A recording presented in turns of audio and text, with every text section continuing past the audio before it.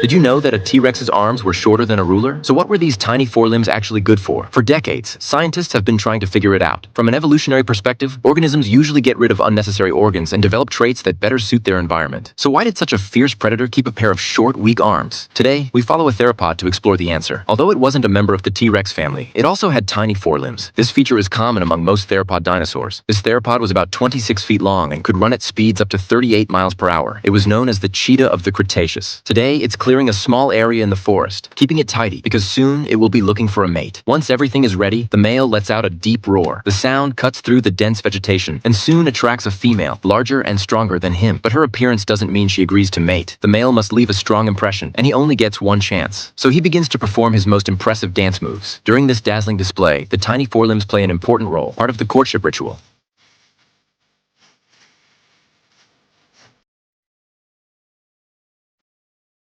However, after sniffing the male for a while, the female suddenly turns and walks away, probably because he hasn't bathed.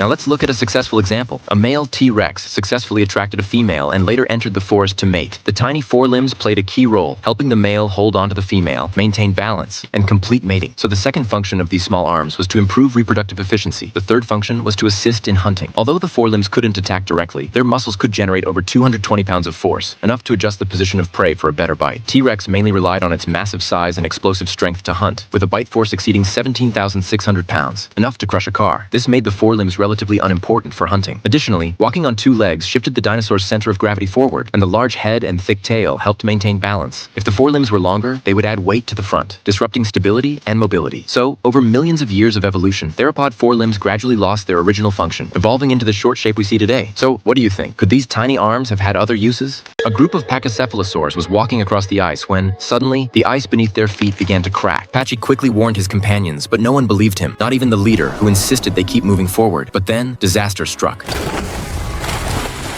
The ice fractured, triggering a chain reaction. Large sections of the ice began to collapse, and several pachycephalosaurs were swallowed up by the chasm. Yet the leader refused to turn back, causing even more members to fall into peril. At that critical moment, Patchy decided to ignore the orders and lead the remaining survivors in retreat. He knew the ice behind them was more stable, but the shoreline was narrow, and the crowd was so tightly packed that movement was nearly impossible. In the chaos, Patchy kept his cool, observing the situation and finding a way through. He used all his strength to knock down trees blocking their path, quickly clearing a route toward the mountaintop. He successfully led everyone to safety. However, his actions angered the leader on the other side, who saw it as a challenge to his authority. Ignoring the leader's furious shouts, Patchy pressed on, leading the group toward the summit. This only fueled the leader's desire for revenge. As Patchy and his team entered the forest, the leader blocked their way. Once the closest of brothers, the leader now furiously challenged Patchy, declaring that the loser would be exiled from the group. Despite being at a disadvantage in strength, Patchy couldn't stand the injustice and decided to fight back. A fierce battle ensued, with Patchy being knocked back time and time again, and trees being shattered all around them. But Patchy fought on, undeterred, until he was ultimately overpowered. As Patchy continued to retreat, his brother charged at him and knocked him into a pit. A tree that had fallen nearby landed on him, knocking Patchy unconscious. Juniper, ready to come to his aid, was stopped by the leader. Nightfall arrived, and the jungle was filled with predators. Patchy was surrounded by a pack of velociraptors. Fortunately, the velociraptors were small enough that they couldn't pierce Patchy's tough skin, but the noise attracted a few pterosaurs, the apex predators of the skies, capable of easily penetrating his skin. The pterosaurs attacked relentlessly, and the searing pain finally roused Patchy from his unconsciousness. Seeing the danger before him, he fought desperately, pushing the fallen tree off of him and letting out a mighty roar that scared off the pterosaurs. The remaining velociraptors were no longer a threat. They quickly turned and fled into the jungle. Once Patchy regained his senses, he didn't rest. Instead, he made the decision to find his team and seek revenge on his brother. A pterosaur was about to rest on the surface of the sea when, in the blink of an eye, its life was suddenly ended.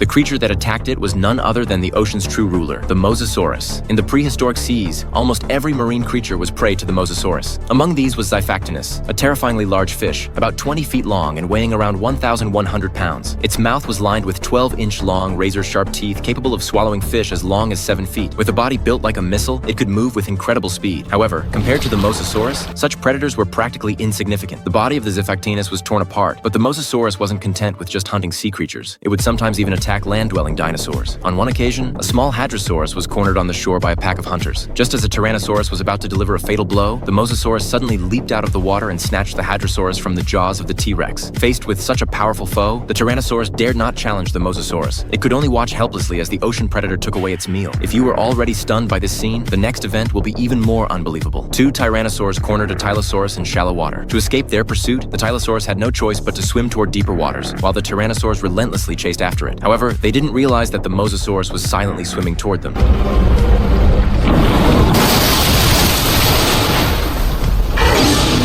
In an instant, the mosasaurus attacked the tyrannosaurs, catching them off guard. The tyrannosaurs scrambled to escape, eventually evading the mosasaurus's assault. Furious, one of the T-Rex bit down on the mosasaurus's tail and forcefully flung it aside, but the tyrannosaurus didn't give up. It continued its pursuit of the mosasaurus. What happened next was truly unbelievable.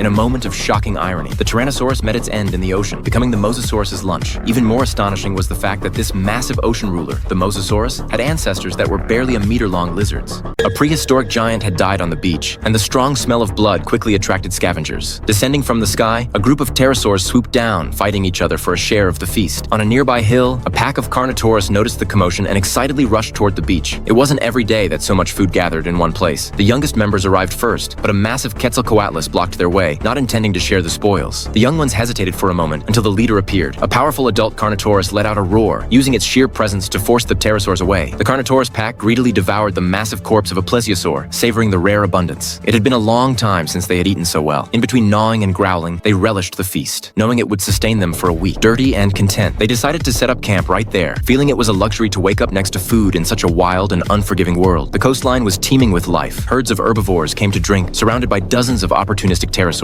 But abundance also brought danger, and the smallest always paid the price. A young herbivore tripped and fell, and within seconds, predators surrounded it, ready to claim it on this merciless land. Life and death intertwined in every moment. The struggle for survival never ceased. One can't help but wonder, if humans had lived in that era of giants, would we have come as far as we have today?